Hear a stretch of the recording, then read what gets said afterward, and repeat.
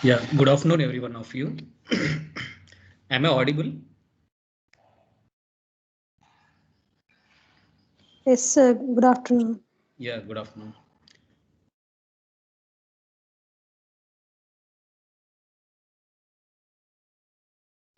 Yeah, in the last class, we have seen this mechanism of dry and wet corrosion. Okay, if you can understand that mechanism, it will be very easy to discuss about various types of corrosions. Okay, mechanism you have to understand first.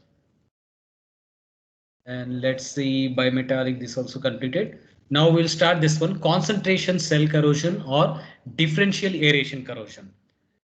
As the name indicates, if you see the concentration difference, and this is also differential aeration, okay, where there is a limited supply of oxygen. Okay, air is nothing but oxygenation, or this oxidation process to takes place.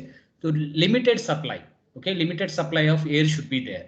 So where there is a limited supply of air, that part will be very much corroded. Why? Because it is going to form as anode, and where the maximum oxygenated area is there, that part will be behaving as a cathode. Where there is a large cathodic area is there compared to the anode, the large number of electrons which is forming in the anodic area will be going to be there in the cathodic area. So there is a source, there is this destination for this electrons, released electrons at the anode area. So that released electrons will be going to the cathode, and they will be just forming their corresponding reaction. Then the anodic area will be just corroded, and its corresponding corrosion product will be formed. As you can be noticed in this figure, if you see, some rod is inserted in some electrolytic solution or NaCl solution.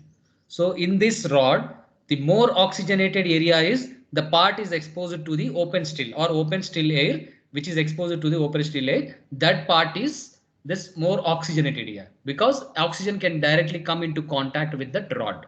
Whereas the part which is lower, which is beneath this water layer or a water line, is part is not oxygenated or not very much oxygenated, or we can call less oxygenated part. So what happens, this less oxygenated part will be just acting as a anode, and the reaction will be taking place with the liberation of an electron. These electrons will be just captured by this cathode, which is more oxygenated area. Then a cathodic and anodic condition they have satisfied, and electrolytic conditions also they satisfied. There is a chance that wet corrosion will take place, and corresponding corrosion product will be formed at this region between anode and cathode. Therefore, this anodic area will be corroded more. So this is concentration cell corrosion or differential aeration attack. Okay, as you can see, the next corrosions, whatever we discuss, crevasse corrosion or something, pitting corrosion, every corrosion, the ground reality is that there should be a source of cathode and anode. Okay, if there is no source of cathode and anode, or some within that element, within that rod or within that medium only, there is a chance that it will identify their own anode and cathode, and correspondingly the anode will be corroded. Okay, inside that one only they will be forming as a two phase. As you can observe in this rod is a single rod, single metal rod, but how it is corroding, though it is single metal rod, there is a there is a chance that oxygenated area, because of difference in oxygen, there is a chance that one part is acting as a cathode and other part is acting as a anode. Because of this, the corrosion is taking place.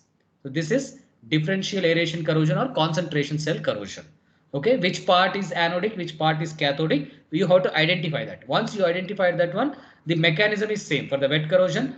The anodic part will be released electrons by oxidizing, and these electrons will be captured by this cathodic area. So corresponding cathodic products will be formed. So I hope this is okay with you, concentration cell corrosion or differential aeration corrosion. If you have any doubts, you can ask me, no problem. Shall I move next one? Yes, sir. Thank you. Then waterline corrosion. Next one is a this is a different type of corrosion in which the same wet corrosion mechanism will be taking place, the liberation of electron and that capture of that electrons at the cathodic area. So which part is forming the anodic, which part is forming cathodic, you have to identify. Here also same.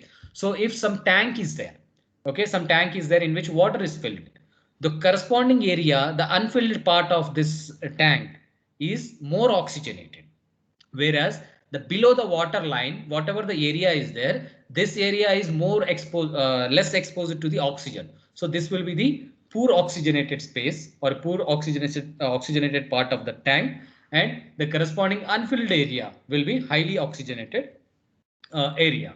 This, because of this, the poor oxygenated area will be act as a anodic, and the highly oxygenated area will be act as a cathodic. Therefore, this will satisfy the condition of wetline corrosion. Because of this, at the cathode anodic area, it will be losing the electron, and correspondingly, the anodic area, cathodic area will be gaining the electron.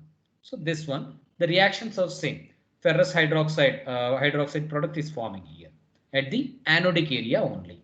So when water is stored in a steel tank, it is generally found that the maximum amount of corrosion takes place along a line just beneath the level of the water meniscus. So this is the water meniscus, and below this line, it is the corroded part or the less oxygenated or the anodic area. The area above the water line, highly oxygenated, acts as a cathodic and is completely unaffected by corrosion because this is completely oxygenated area. However, if the water is free from acidity, little corrosion takes place. If this water is somewhat basic, so less corrosion will take place. Acidic environment, the corrosion attacks will be very high. So this is regarding the waterline corrosion. So you can see in the real pictures, some bridges or something has been constructed using the iron metals or something metal. So that waterline corrosion can be takes place here. The above area will be act as a cathode, and below this meniscus of this water layer will be act as a anode, and above area, oxygenated area, is called as a cathode. Therefore, the reaction of losing electron and gaining the electron will take place here. This is about waterline corrosion. This is also one form of corrosion. The next one is the pitting corrosion. So pitting corrosion, as the name indicates, pitting corrosion is like this. Small pits will be forming. Why these small pits will be forming? This pits will be formed because due to the impurities, whatever the impurities which are there on the surface of this metal. So like sand, dust, or some scaling or fouling material, whatever is there, that material, the above that material or where that material is not there, that will be acting as a cathode. Why? Because it is a highly oxygenated area. But below that impurity, what happens? The oxygen supply is very limited. Because of that, it will be called as a less oxygenated area. That will be act as a anode, and highly oxygenated area, apart from that dust or whatever the extragenous materials are there, that area is more oxygenated. That will be behaved as a cathode. As if you can see, if you consider this as a metal or iron metal, so this is a sand particle, or we can say corrosion product. If some sand particle or some dust particle or some scale particle is there here, so it will be a less oxygenated part. This part will be a less oxygenated part. Then what happens? Correspondingly, that less oxygenated part will be acting as an anode, and that anode will lose the electron. As described in the wet corrosion, will be losing as a electrons, it will be losing, and small pits will be formed wherever there is a touch with that, the metal is in touch with this sand or dust or scale or some fouling material. Then this anode, because of this anode, it will be losing a electron, and correspondingly these electrons will be gained by the more oxygenated area or a cathodic area, we can say. And outside that this pit, a corrosion product will be formed, like a ferrous hydroxide will be formed. So this is the same wet corrosion only. Only just you have to identify where is the cathodic and where is the anodic. The blindfoldedly we can say that the more oxygenated area is a cathode and less oxygenated area is a anode. Because of this mechanism, wetline corrosion or a wet corrosion mechanism, the corrosion is happening and the corrosion product is formed above the pit or a small hole. So this is a pitting corrosion. Okay, is that okay? Pitting corrosion, and this one waterline corrosion.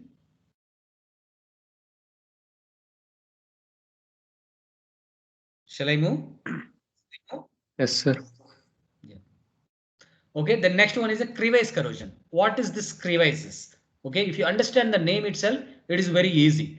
Crevices is nothing but where the working fluid can't reach. The places where the working fluid can't at all reach. Like if you see the screws, here the screw, in this gap, no working fluid will be going down. If you consider this as some cylinder or some piston, okay, whatever the piston which is holding with these screws or nuts, there some crevices. This is nothing but an open space, but the working fluid can't be going there. That part will be the less oxygenated part here will be this one crevice that will be act as a anode, and the more oxygenated part correspondingly will forms as a cathode. So usually this type of crevices will be observed in gaskets. If you see cooker lines or some gaskets where we are fixing, if you notice in the household cookers also, there is some corrosion product which is forming below the gaskets. So that gaskets where the working fluid can't be reached inside that gasket, this type of corrosion is usual. And nuts and bolts where we are fixing some instruments with the nuts and bolts, at that places also this type of corrosion is possible. So corrosion occurs in the confined spaces to which the access of working fluid for the environment is limited. These spaces are generally called crevices. These spaces are called crevices or gaps or contact area between various parts such as nuts, this nuts, bolts, everything, whatever the gaskets we are fixing in the cookers and everything that acts as that will be called as a crevices or a confined spaces. So that will be more affected, and less severely affected is this cathodic areas. So there are two factors which will govern this crevice corrosion. So that is chemical composition of electrolyte. If there is electrolyte composition here, that what is the chemical composition, whether it is acidic or basic or what nature it possesses. Then potential drop in the crevices. So potential drop. So is there access of that direct working fluid is there to that place or not? Depending on that one, this crevices, various confined spaces will be getting corroded. Then the next is a stress corrosion. Okay, as the name indicates, stress is nothing but if you can if you can put some pressure on something, so that will be called as a stress. Okay, when some rod is bending, okay, some straight rod is bending, okay, in the bending, this bended part will be experiencing some stress, some pressure inside that one. This pressure, okay, uncontrolled pressure or uncorrected pressure on this bended rod will be corroding. Why? Because due to this bend, there will be some fracture or there will be some unnoticeable damage which is happened to that particular rod. So that damage will be acting as a anodic area, or a stained part will be acting as a anodic area, and whereas the unstained part or unpressurized part will be act as a cathodic area. So here if you see in this figure, it is clearly there. So if some rod is just after bending that one, some rod is inserted into some aqueous solution, the bended part or this stress experienced part or pressure experienced part will be called as a anodic area, or a stained part will be called as a anodic area. It will be corroding more compared to the area which is not at all bended or not at all experienced any stresses. Usually these stresses will be very much dangerous without any visual indication. Okay, they will not indicate outside visual, without any visual indication they will immediately fade. Okay, without any appreciable notice that corrosion is happening inside that one, it will be immediately damaged. If you see how this metal or metal rod or something is formed, because due to the combination of different grains. Okay, if you study this material science, there are many grains will be there, many types of grains will be there. The combination of these grains only we are calling as one simple metal or one simple structure we are calling. To form that particular structure, many grains are combining. So this is called as a grain boundary. So when there is some, when that rod is experiencing some stress or some pressure inside that one, so there is unusual, unnoticeable damage will be happen to that rod. That unnoticeable damage will produce some gap inside that one. That gap is called as a anodic area, and the unstressed or unpressurized part will be called as a cathodic area, which will be whole grain, and the anodic area will be this grain boundary, which is cracked grain boundary. Due to this, the corrosion will be happening inside this bended rod or where the stress is experiencing. If some equipment, okay, some cylinder is there, okay, some cylinder is acting upon some gas, okay, usually this one. So liquefaction of the gases.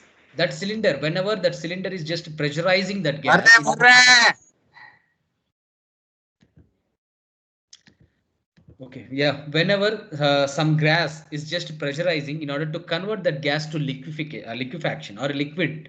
So what happens, that cylinder will experience some stress. So okay, that part, when that part is getting damaged due to the stress, that damaged part will be acting as an anode, where that anode will be losing an electron, and correspondingly the unstressed part will be called as a cathode. The electrons which has been lost by the anodic area will be gained by the corresponding cathodic area. Therefore, here wet line or a wet corrosion mechanism will be satisfied here. So this one, all this, whatever the explanation I have given in the points in this one, you can just refer to this one. Okay, stress means just by seeing its name itself, we can identify what type of corrosion it is. Where the material is experiencing some stress, that part will be stressful part will be anode, and where the material is not at all experiencing some stress, which will be act as a cathode. Therefore, a wet corrosion mechanism is satisfied here.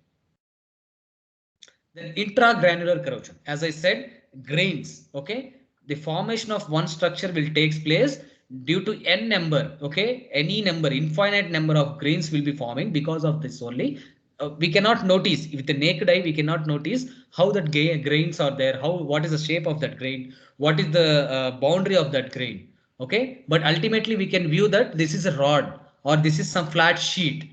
Okay, to form that rod or to form that flat sheet, there are infinite number of grains which are just combining with each other with the respective grain boundaries. Then only we can observe a big shape like a flat sheet or like a rod, a simple rod. So okay, to form that rod, we are having infinite number of shapes of a different shapes of a grain. Okay, this can be grain. This can be one type of grain. This can be one type of grain. This can be one type of grain. This is one shape of grain. Different shapes of grain will be combining with each other. So this intragranular is nothing but these grains is called as a granules or grains. Both are same. So wherever there is a protected grain is there, a center, here there is no stress or there is no what we say affected component inside that one. This empty spaces or a center is called as a protected space, which will be acting as a cathode here. Whereas the grain boundaries, this improvised grain boundaries will be acting as a anode. This is also very dangerous form of what we call dangerous form of corrosion. Why? Because there will be an internal damage inside this grain, but we cannot notice it with the naked eye or with some suitable equipment. Suddenly the equipment will be failing. Okay, this if you consider some pressurizing cylinder, okay, that cylinder is experiencing some intragranular corrosion. Inside that grains, the corrosion is happening, but we cannot know that corrosion is happening or not because we cannot visualize that type of corrosion. Suddenly one day what happens? This fracture will be coming into existence. Sudden failure of equipments will be happening. Okay, in the big industries or in the ships or in some naval spaces, what happens? This type of corrosion is very much very high. This is so without any warning, this sudden failure of equipments will be occurring due to the intragranular corrosion, and at the same time this is stress corrosion.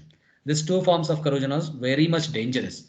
Okay, anodic form is nothing but this grain boundaries, whatever the boundaries are there, and cathodic form is nothing but whatever the center region. Okay, whatever the center region are there for the grains, that is called as a cathodic region. Therefore, the anodic will lose the electron and that will be gained by this cathode.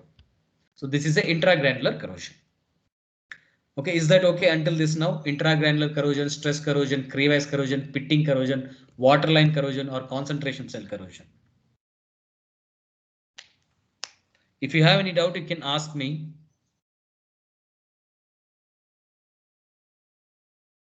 No, sir. Okay, then I will continue. Yes, thank you, Ravi. I will continue with the next part, which is the factors which affecting the corrosion. What type of the factors which are affecting the corrosion? So, okay, first is as far as possible, we have to use a pure metal.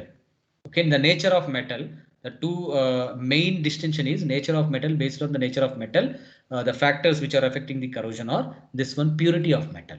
If there is a contamination in the metal, that contamination in terms is responsible to have some deaerated or deoxygenated space. That deoxygenated space will be acting as an anode. Therefore, we know that mechanism. So as far as possible, we have to have a pure metal. When we are going for alloys, so what happens? Alloys should be homogeneous, not heterogeneous. There cannot be heterogeneous boundaries or heterogeneous grains. If there is a heterogeneous grains, what happens? One grain will be acting as an anode and other grains will be acting as a cathode. So when we are considering the nature of a metal, it should be as much as possible, it should be a pure metal without any contamination. If we are going to use any alloy, there should be that alloy should be an homogeneous alloy, not the heterogeneous alloy. If that heterogeneous alloy is there, there's a possibility that one grain will be forming as a anode and other grain will be falling in the cathodic region. Therefore, the corrosion will take place. The position of metal in the galvanic series. If you can observe the galvanic series, whatever the table I have provided in the previous slides. So the above metals, which are called as a anodic metals or which are high in the electrochemical series, that metals, if you are going to use that metals, they are high in the galvanic series. So therefore, that type of metal will be easily corroded. If you are choosing the metal below the galvanic series or the electrochemical series, that type of metal will be acting as a cathode only. So there is a chance of lower corrosion to that metals. So based on the electrochemical series only, we have to choose a suitable material for our purpose of operating that equipment. The next is the nature of oxide film. So when some oxide film is forming in the oxidation corrosion, so what happens? The nature of oxide film, we have discussed the nature, porous layer or protective layer or a this four types of layers are there. So if it is coming a protective layer or protective layer, that oxide layer is very much protective. It will not allow the oxygen to go inside or touch the metal which is beneath that oxide layer. We have to choose that metal in such a way that it should form some protective oxide layer rather than it is porous or something else. It should form a protective layer. So nature of oxide film is also very much important in selecting a metal, suitable metal for the particular operation. Then nature of products of corrosion. So that whatever the film or the corrosion product is formed, whether they are just getting volatile or whether they are remaining stagnant. If they are remaining stagnant, that layer, what happens? The corrosion, the oxygen will not have a direct access to the metal beneath the surface. If that is volatile layer, what happens? That entire corrosion product will be volatile and therefore the fresh metal will be comes into contact once again to the oxygen and it will be corroding furthermore. Then relative areas of a cathodic and anode. If your anode is a small area, there is a possibility that this anode corrosion is very less. Why? Because there's a mechanism for this one. So cathode, usually cathode we want, anode we want to take place corrosion. If the cathodic area is very large, whatever the electrons released at this anode will be directly accessed by this cathode. Therefore, the corrosion will be produced exponential, produced towards exponential. Exponentially, it will increase. If your cathodic area is very less compared to the anodic area, whatever the electrons which are released by your anode will not be accessed by this cathode. Because why? Because the cathodic area is very small. If your cathodic area is very large, every electron which is released by the anodic area will be just catched by this cathode and therefore the corrosion product will be formed. So therefore, in order to lower the corrosion as much as possible, the cathodic area will be very small and anodic area will be very large. So this is one protective method. Okay, based on these factors, we have to select our materials. What type of construction material we have to consider for the particular construction equipment. So this is the nature of metal. And next major classification is nature of corroding environment. Okay, first metal itself we have to correct. We have to choose a proper metal. And after choosing the metal, we have to ensure that whatever the equipment, where the equipment is situated, that corresponding environment should be conducive in order to maintain that particular equipment. So this is nature of corroding environment.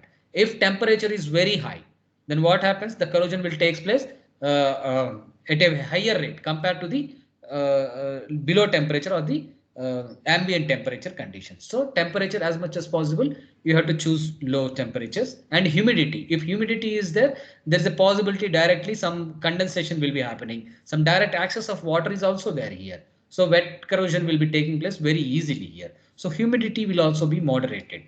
Then effect of pH. So acidity, acidic region. In acidic region, the corrosion will be very high. So the particular metal, whatever the metal which is acting as a equipment needs to be in the some basic region or some neutral region compared to the acidic region. So like that we have to ensure. Then presence of impurities in environment. If impurities are there, as we said in the pitting corrosion. So some sand material, some dust material, some fouling material is forming on the metal. the part which is oxygenated, the metal part which is there beneath this impurity, what happens? The oxygen supply is very limited to that one. So that will be acting as a anode, and the oxygen supply more metal, the metal which is having a more oxygen supply will be acting as a cathode. So presence of impurities is also going to affect the corrosion. So as much as possible, impurities in the environment should be lowered. And nature of electrolyte. So what type of electrolyte also we have to consider? We have to consider that one based on the primary preliminary investigations. Then solubility of products of corrosion. So okay, if they are soluble, if they are volatile or not. If they are not volatile, if they are volatile, the this metal will be directly coming once again to the oxidation or some corresponding corrosion. That we have to ensure. That flow velocity of process stream. If the flow velocity is very high, then as such in the heat exchangers, if the very high, then corrosion will take place at a very high rate. The flow velocity of the stream is also very much important. These are the nature of the metal and as well as nature of the corroding environments which are going to affect our corrosion. Whether corrosion is progressive or corrosion is stopping, corrosion is acting itself, corrosion product is acting itself as a protective layer in order to lower the progress of the corrosion, depends entirely on these two factors. One is the nature of metal and another one is nature of corroding environment. Okay, this one factors affecting the corrosion. Is that okay? You have to read before you get any doubt. You have to read, I think. Shall I continue next one? Yes, sir. Yes, sir. Yeah. Then next one is a corrosion control methods. Okay, so far we know that how the corrosion is happening. What are the factors which are responsible for the corrosion? Okay, rather than the metal, environment also very important. We come to know that one. So after studying all this, how what type of corrosion is possible, how the corrosion is taking place, what is its mechanism, what are their characteristics, okay, how many types of corrosion are there, we come to know how to protect them one, that corrosion. Okay, all the knowledge we should use before constructing any equipment. We should have a knowledge what type of metal that is, what type of environment that particular metal is going to be inside. So after having all these things, we can come to know what type of corrosion control methods which are inevitable in nature. Corrosion is inevitable. Okay, many of the crores and crores of rupees are just wasted due to the corrosion or due to the depletion of this equipments or depreciation of these equipments. Okay, many industries are going to lose that one. So that is inevitable. Corrosion damages are inevitable, but we can lower that damage. We can lower the severity of that damage. How can we lower the severity of that damage? Using adopting some suitable corrosion control methods. So what are those methods? What are those methods? Okay, first one is a proper designing. Okay, proper designing means in maximum times we will use some screws to connect the different parts of the equipment. That screws, as much as possible, we have to bend the rods or we have to bend some equipment. When we are bending that one, so some unrequired stresses will be coming. That unrequired stresses will be corrected, has to be corrected. If we are not correcting that one, so that stresses will be acting as a anodic area and corresponding unstressed part will be acting as a cathodic area. Because of this reason, we need to ensure a proper designing of the equipment. If you can notice this one, when manufacturing some iron rods or something, so after obtaining a suitable shape of that rod or suitable shape of that plate, so immediately they will drop this iron plate or iron rod into the water. That is called as a quenching. Why they will do this quenching? In the slow cooling process, what happens? The heterogeneous grains will be formed. In the slow cooling, the grains will be irregular and heterogeneously will form. When you are suddenly quenching that iron rod by dropping into some cold water or some ambient water, due to this quenching or a um, fast cooling process, the homogeneity will be very high compared to the heterogeneity. When there is a heterogeneity, there is a probability of forming a corrosion parts there, like a cathode and anode. So proper design, we have to ensure that we have to design properly. This one, some suitable legs. If some equipment is there, some what we call heat exchangers are there. That heat exchangers, we have to mount this heat exchangers on a suitable leg. Okay, leg we will call that one. So suitable platform, we have to adjust that one. In that platform, if some gaps are coming, some crevices are coming, where the oxygenation or a oxygen contact with the metal is very much limited, that part will obviously getting acting as a anode. Then the corrosion will be started. So we have to small corrections in the designing we have to do. Then use pure metal as far as possible. As I said, we have to use a pure metal without any impurities. Then using metal alloys. When we are using metal alloys, it should be completely homogeneous. When you are quenching some rod, immediately cooling, sudden cooling, what happens? There is a possibility that metal will be an homogeneous in nature. Rather than forming the heterogeneous grains, it will be forming an homogeneous grain structure. So that will lower the severity of this corrosion. The next one is a cathodic protection. So what is this cathodic protection? Out of this cathodic protection, so we will what we'll say, we will allow some particular metal will be act as a cathode or a anode intentionally. Okay, intentionally, if some part which is, if some equipment part is getting corroded, rather than allowing that part to be corroded, some sacrificial material, as the name indicates, sacrificial anodic protection method. The first one is sacrificial anodic protection method. A suitable anodic metal will be giving access to that corroding environment. Rather than corroding the main equipment, it will corrode this small anodic area which is supplied to corrode that one. So that is sacrificial anodic protection. Means some anodic metal will be supplied externally so that this maximum amount of corrosion will be concentrated on this sacrificial anodic area compared to the main anodic area, which is our metal, our main equipment. Okay, if we are not giving this sacrificial anodic area, that corrosion environment will directly damage our equipment. So here we are just cheating that one, cheating corrosion by allowing some other intentionally by allowing some other metal to be acted as a anodic compared to our main equipment. Then impressed current cathodic area. So whatever the currents are nothing but this electrons, whatever the electrons which are generated in the anodic area needs to be catched by this cathodic area.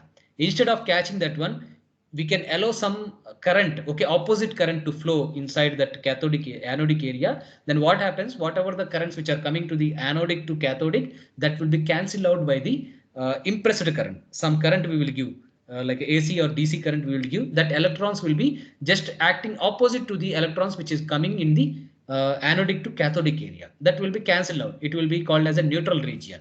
So where there is no gaining of an electron, if there is a losing of electron is there, but correspondingly there should be some gaining of electron. Instead of gaining, we are cancelling that electron current by giving some impressed current to that one. So this is second type of cathodic protection. The next one is modifying the environment. Okay, deaeration. Okay, deaeration. When you are removing some oxygen inside that one, there is a chance that corrosion will take place at a lower rates. Then deactivation with some suitable material like Na2SO3, Na2CO3, like these metals, like these compounds, we will just give to the environment intentionally. It will be reacted with the oxygen. Okay, that severity of that oxygenated product will be very low on the corresponding metal. Then dehumidification, we have to remove the humidity. Then alkaline neutralization, some alkaline materials will be added to the environment, therefore it will be act as a neutral. Okay, it will act as a neutral environment compared to the acidic environment, which is very much highly corrosive in nature. Then use of inhibitors. Okay, many types of inhibitors are there, which can be classified as anodic or cathodic, like chromates or something phosphates. We can use that one based on which type of inhibition we require. Okay, which type of environment that particular equipment is acting. So there are two types of inhibitions. One is anodic inhibitors and cathodic inhibitors. The next one is the final step is a protecting using some suitable coatings like a paints, varnishes, or all this there now. So that paints and varnishes, everything will be applied to protect the metal or some material from the surrounding environment. Okay, in that also there are two types of protective coatings. One is an anodic coating and next one is a cathodic coating.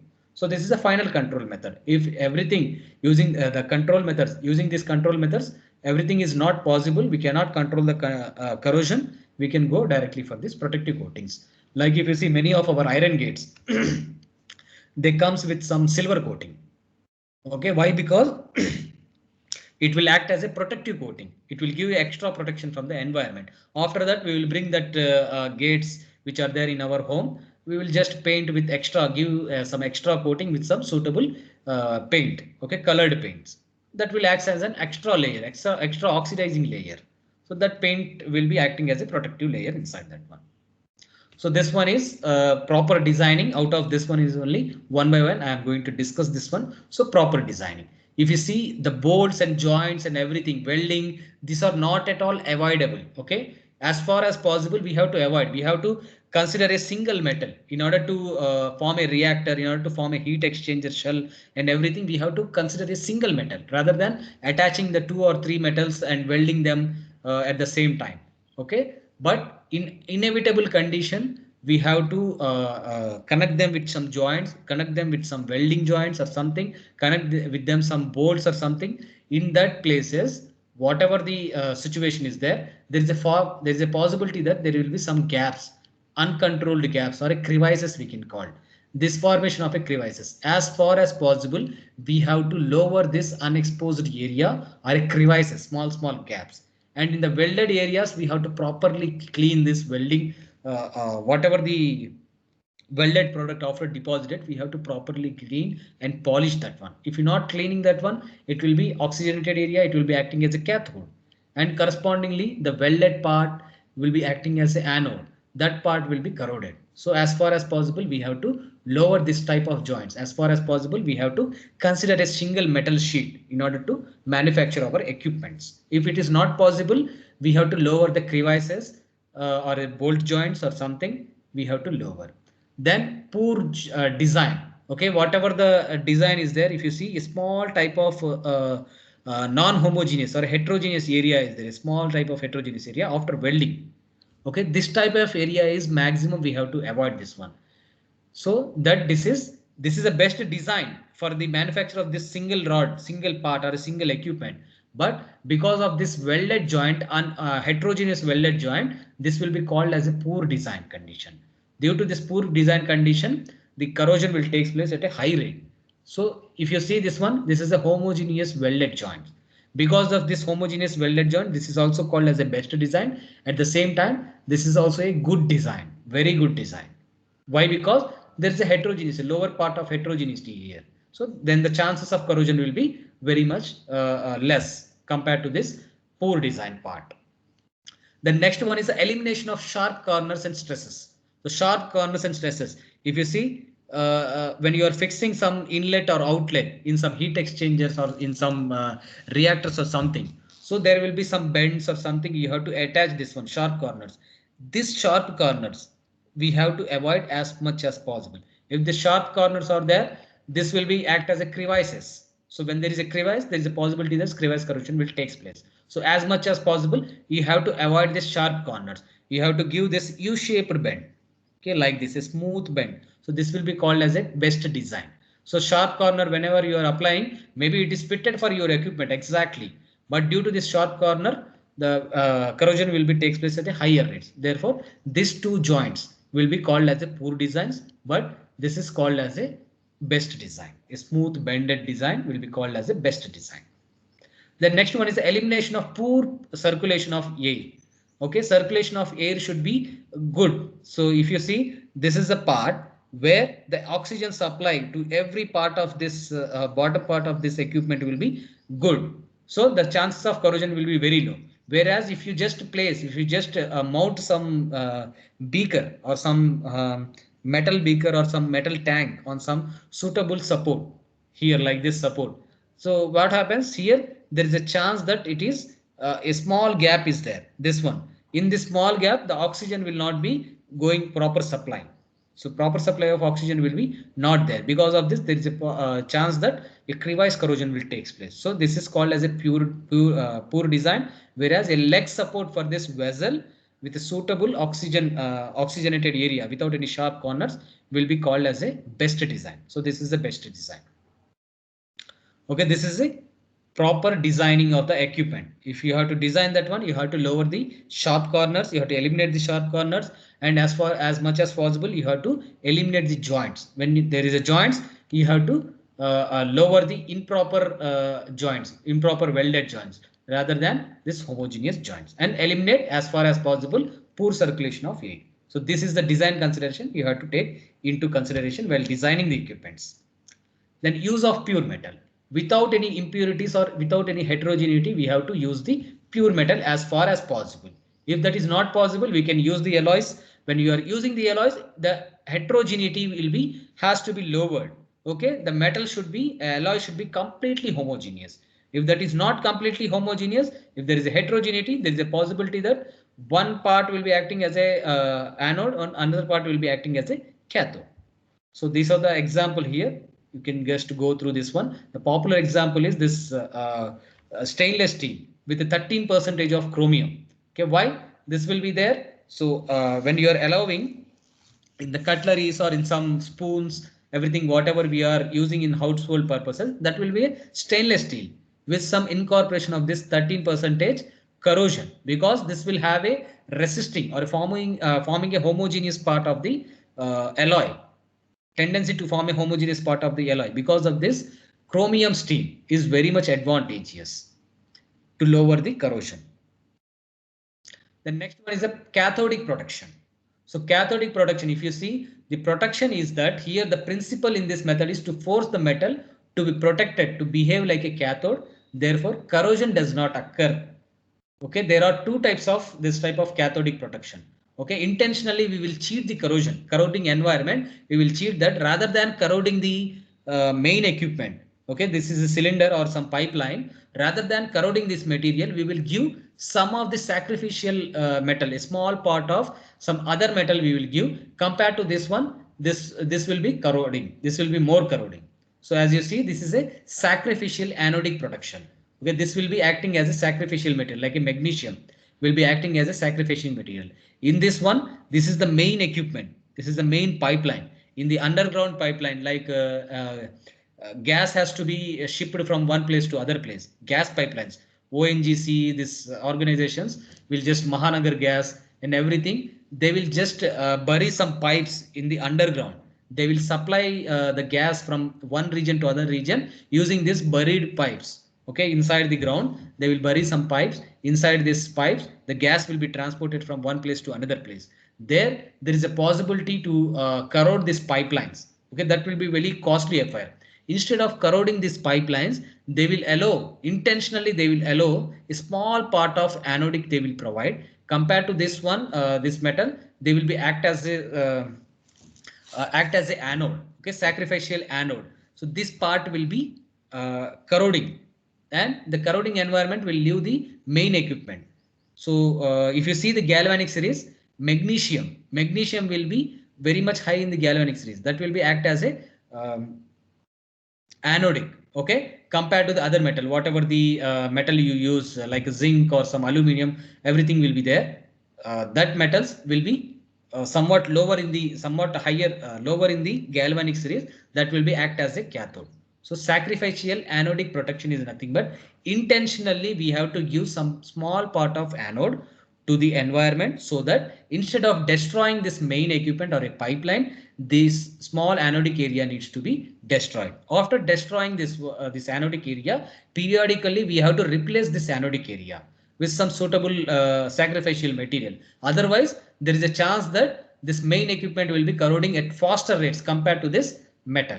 So the metallic structure to be protected is connected by a wire to a more anodic metal compared to this one. This is anodic metal only, but intentionally we are supplying the higher anodic metal here, higher anodic metal, so that it will become the cathodic then. So anodic metal, so that the corrosion is concentrated at this more active metal. Out of this two, the more active metal is this one. The more active metal itself gets corroded slowly, while the parent structure is this one, the main equipment which we are concentrating, that will be act as a cathode. But this is not cathode, but we are cheating that corrosion, so that out of these two metals, it will be looking as a anode to that corroding environment. Then this part will be attacked more compared to this part. The more active metal employed is called as sacrificial anode. It will sacrifice to safeguard this metal. It will sacrifice this one. Because of this sacrificial nature, this name has been given sacrificial anodic metal. So the more active metal employed is called sacrificial anode, like a magnesium, Mg, zinc, aluminum, and whatever the alloys are there, they will be employed as the sacrificial anodic metals. So applications, the popular application for this type of is buried pipelines, like underground pipelines for underground cabling for the electricity supply, or some cable things like a marine structures and everything, ship hulls, water tanks, everything we can use this type of method, sacrificial anodic protection. The next one is impressed current cathodic protection. So impressed current, same if you see, if you some buried pipe is there. So we have to give with some battery material, suitable battery material, we have to give some opposite current so that whatever the currents which is coming through the metal will be cancelled out, will be neutralized. So that is called as impressed current cathodic protection. This is a cathodic protection. This is a anodic protection. So impressed current is applied in the opposite direction to nullify the corrosion current and convert the corroding metal from the anode to cathode. So we have to supply some additional current in the opposite direction so that the current which is coming from the anode will be cancelled out. Usually the impressed current is derived from the direct current source like a battery or a rectifier or AC line, whatever the line it may be. Through that one, some current, some suitable opposite direction current, we have to supply that one with an insoluble anode. Then applications will be open water box coolers. Okay, in some coolers, industrial coolers will be there. That in that one, open water box coolers will be there. In that one, we can apply this type of impressed current cathodic protection. Then water tanks, buried oil and water pipelines, and everything we can apply this one. So this type of protection is particularly useful for large structures for long-term operation. So if you see in the sacrificial anodic protection in a periodic, in every period of time, particular period of time, we have to replace this anodic metal. Here there is no replaced anodic metal. We have to put some suitable amplifier or a suitable rectifier or a battery so that it will supply some opposite current. But here this metal, if this metal is getting corroded at a faster rate, we have to replace it immediately. If you are not replacing immediately, there is a chance that it will be corroding at a higher rates. So every time for a small pipelines or for a small equipments, this type of sacrificial anodic protection is very much advantageous. For the large structures, okay, this type of impressed current cathodic protection is very much advantageous. Okay, is that okay? Cathodic protection. Yes, sir. Yeah. The next one is modifying the environment. So how can we modify the environment? There are 4 methods to modify the environment. Okay, why to modify this environment? By removing the removal of harmful constituents, whatever the contaminants, whatever the oxygenating material, whatever the acidic materials are there, we have to remove that one. Whatever the humidity is there, we have to remove that one by the addition of specific substances. Okay, like inhibitors or something specific substances like Na2SO4, we can add hydrazine, we can add, so that the severity of oxygen will be lowered by converting that oxygen into some other products, less severe products, then which will be neutralized and effect of corresponding this corrosive environment will be very much lower. There are 4 methods in order to modify the environment. One is the deaeration. Deaeration, as name indicates, we have to lower the concentration of oxygen in the environment. So in oxygen concentration type of corrosion, expulsion, exclusion of oxygen from aqueous environment reduces metal corrosion. So oxygen we have to remove from this from the constituent environment, surrounding environment. So how we can do? We can increase the temperature and we can just agitate that one. Okay, whatever the fluid is there, if dissolved oxygen is there in some electrolytic medium, so we can remove the dissolved oxygen using some increasing temperature. At the same time, we have to agitate. When you are agitating, mechanically agitating that particular electrolyte or particular fluid, what happens? There is a chance that this corroding gas like a CO2 can also be coming out.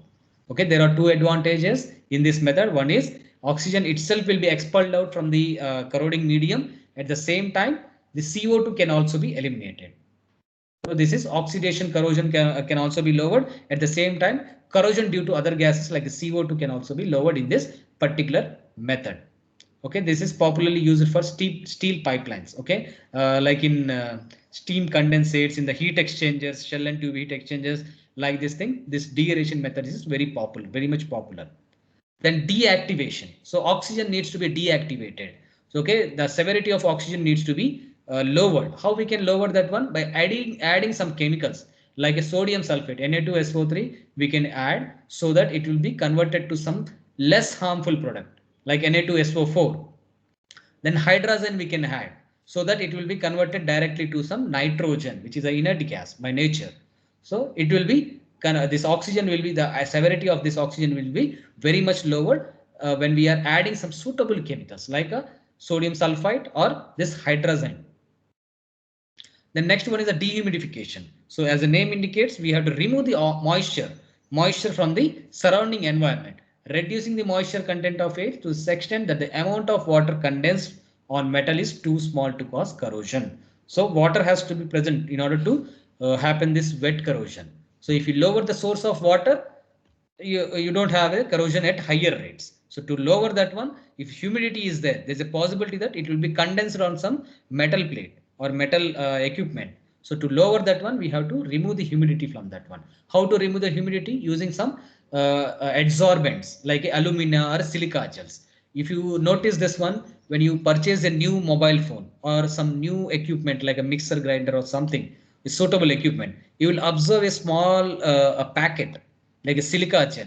Okay, that packets, why they will keep that one? Because that adsorbent like a silica gel has the maximum adsorbent characteristics that will absorb the surrounding moisture.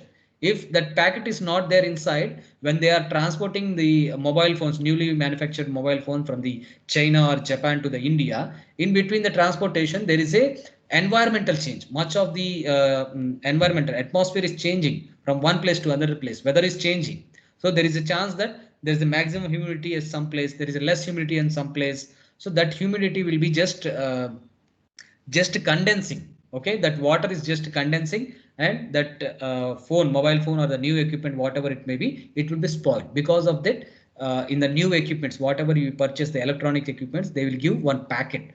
Okay, that packet, if you notice that one, a small beads will be there, that is called as a silica gel beads.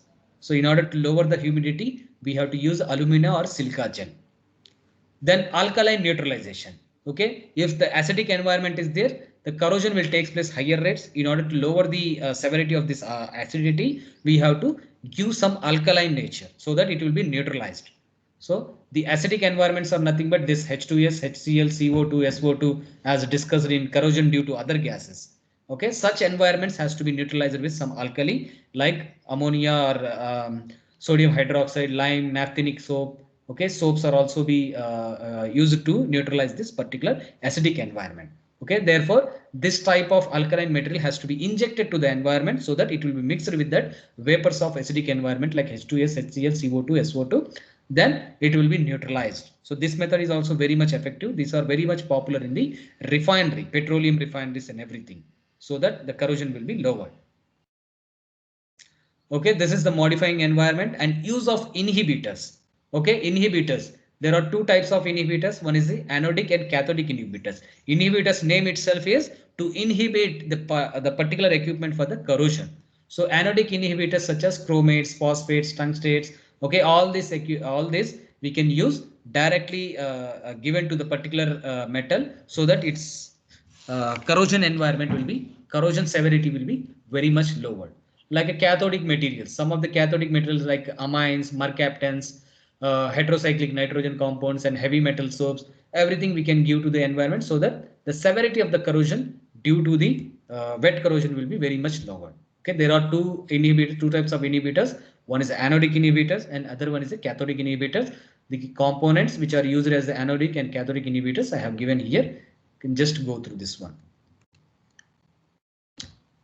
Then the protective coating. The ultimate protective environment is the protective coating. Some coatings we have to give. Okay, if you observe that iron metals, whatever I said, the example iron, what iron gates, when we order for our household purposes, it will be coming with some suitable silver coating. Okay, silver type of coating. So that will be one protective layer. Apart from that, we will apply some suitable color paints on that one, so that why we are applying, it will be act as a protective layer in between the environment and the metal. So protective coating is the ultimate and the last form of corrosion prevention methodology. In this type also there are two types of coatings. One is a anodic coating and next one is a cathodic coating. So in the anodic coating, like zinc, alumina or cadmium, we can use directly on the metal sheets or a steel. They will be act as a anodic part. So that will be lowering the corrosion ability of the below material, unexposed material. Then the cathodic metals like tin, okay, especially tin coated on this iron will be act as a cathodic area. Okay, cathodic protecting environment, so that direct exposure of oxygen to the metal which is beneath this protective layer will be not corroded much. Okay, you can see the mechanism which is taking place here. So this is exposure part. If the coating is not applied, zinc or aluminum or cadmium coating you have not applied, so this is unexposed exposed part. So this will be unexposed part or a protective part. So here there is a chance that it will be act as a anode, and outside this will be act as a cathodic area. If there is a anodic and cathodic area is there, what happens? The corrosion will start at a higher rates. So same, the losing of electron and gaining of electron will be taking place at anodic and cathodic area. Same here, when you apply some tin or SN coating on some surface, so it will be act as a cathodic protection, so that your corrosion severity will be very much lower. So how to apply these coatings? There are three methods to apply these coatings also. So the methods are this one. So hot dipping. So the first classification will be hot dipping. So galvanizing we can say, or tinning we can say. Then after that metal cladding. So what is this hot dipping? Hot dipping is nothing but if you want to coat your metal with some zinc metal or a zinc environment. So you will just allow that iron metal to pickle. Pickle you. I know that you might most probably have seen in the CT1, chemical technology one, what is pickling? Pickling is nothing but cleaning of the metal surface with some dilute acid like H2SO4 or this HCl. After pickling, the dust, whatever the fouling material, whatever the heterogeneous material or some dirt materials are there, will always be cleaned and it will be smoothened down. The sheet will be smoothened down. After cleaning that one, it will be allowed to pass to the washing bath. Whatever the acid which comes into contact here, it will be washed out here. And after that, the metal will be just dried in a dried chamber using the hot air oven. Okay, hot air will be passed, and whatever the metal is there, the metal sheet which is going on will be dried here. Therefore, in order to lower the severity of this flux material is proper finishing or a smooth finishing. To get the smooth finishing, a flux material like ammonium chloride will be acting as a flux here. A flux layer will be there. Through this, it will be passed like this, and this molten zinc will be here. So that molten zinc will be just attaching to this metal sheet on the both sides. After attaching this one, it will be passed through a pair of hot rolls. Whatever the excess molten zinc metal which is coated on that layer will be smoothened down using this smoother rolls or the pair of hot rolls, and whatever the excess material will be there, zinc metal will be just drop down to this beaker. Then it will be rolled down. Then this is called as a galvanized sheet, because we already applied a protective coating called zinc. Okay, here zinc, if you see, this is a anodic protective coating. So to apply that anodic protective coating, first step is the iron sheet or some metal sheet will be just passed through this pickling chamber, it will be called. So that will be pickling or removing the unwanted dust particles on the surface of the metal. So to do so, the pickling chemicals or this dilute acids like H2SO4 or HCl can be employed here at this temperature 60 to 90 degrees centigrade. Then after that, it will be washed with that metal sheet will be washed with water or a washing bath. Then after that, it will be allowed to dry in the hot air oven. And after that, it through the reflux, through the flux, so in order to give a even surface on that one, it will be passed through some flux which is called ammonium chloride, and after passing through this molten zinc, the metal coating, this zinc coating will be attached to this sheet, and it will be allowed to pass through the pair of hot rolls. In this one, the excess zinc which is deposited on the metal surface will be just dropped in this beaker, and after that it will be allowed to annealing point or annealing chamber. So finally the sheet will be called as a galvanized sheet. So that sheet is protected with the zinc coating. So that will have a chance of very low corrosion. Then the next method is tinning method. So here galvanizing is nothing but application of zinc coating on the metal sheet. Here tinning is nothing but application of tin on the metal surface or SN on the metal surface. So through a series of rollers, the thin plated sheet will be just passed through this one, through this molten whatever the tin metal is there, that metal in the molten form will be there here, and in order to obtain a smooth finishing or a smooth layer surface, a reflux or a flux, okay, bath of zinc flux will be here, this one. So here the flux is nothing but ammonium chloride here. Here the flux is this zinc chloride as a flux. Okay, in order to have a smooth surface, smooth finish, a palm oil, a extra flux as a palm oil will be provided here. After passing through this palm oil, it will be just passed through this molten tin, and tin coating will be deposited on this surface. And after passing this through this one, a series of rolls. So after, it will be just pickle, acid pickling, like HTL or H2SO4 dilute form will be used here to pickle or to some remove the dust particles or a foreign materials which are deposited on the surface. After that, it will be called as a tinned metal. Okay, the tin will be acting as a protective coating on the surface of the metal. If you deposit a tin, it is called as a tin. If you deposit on the metal zinc, that will be called as a galvanization. So that is galvanized sheet ultimately. This is a tinned sheet. Then metal cladding. Okay, the some suitable metals. Okay, suitable metal will be just clamped with some. If your protecting metal is duralium, for example, is this is duralium is your protective metal. The aluminum is one metal which is two sides. Both sides of that metal sheet will be clamped with each other. So that is called as a metal cladding. Like this, a single metal sheet will be prepared by coating or by cladding aluminum on the surface of two sides of the surface of this duralium metal. Duralium metal, you can coat the aluminum rather than coating some molten surface. The two sheets will be clamped with each other. Okay, with a single metal sheet on both sides of the metal sheet, like a duralium, it will be cladded or clamped with each other. That is called as a metal cladding. So is that okay? Methods of application of coatings.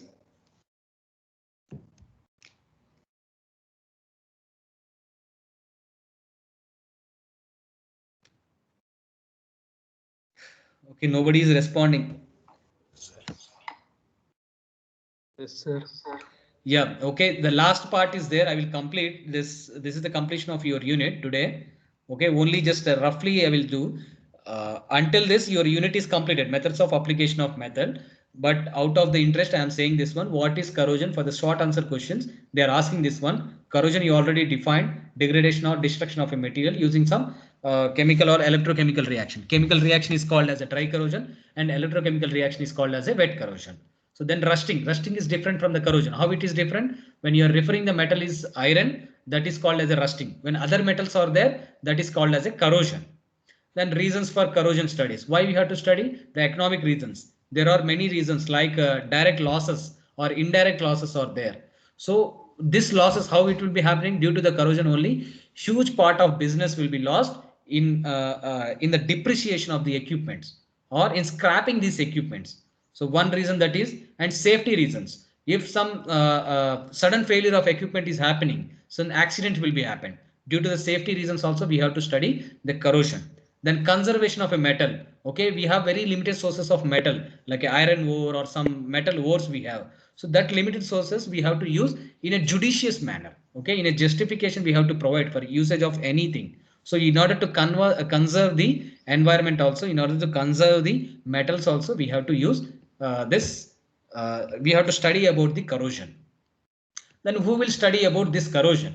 So as you see, many people in the chemical engineering part, they will study this many huge part will be studied by this chemical engineering.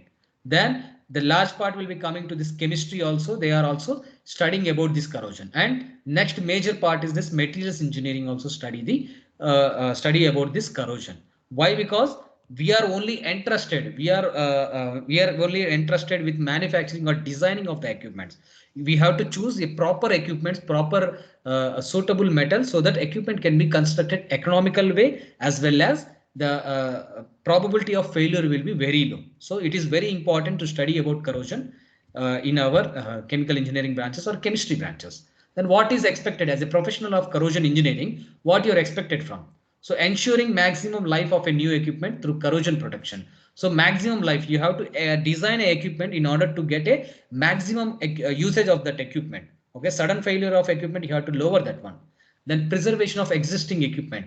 Okay, so using some suitable mechanism like a protective coating, like a sacrificial anodic coating or impressed current coating. All this you have to design based on the existing type of whatever the protection you require. So you are expected to do this, all these things. Then improving the quality of a product. If some contamination is there, corrosion product is forming inside that one, then contamination of food, if a particular equipment is going into the food industry, if corrosion is taking place inside, what happens? That will contaminate the food industry, food products. So you have to design in such a way that the contamination of the foods or the contamination of the product will be lowered, and prevention of spillage or leakages. If corrosion is happening, some pitting corrosion, small holes will be formed.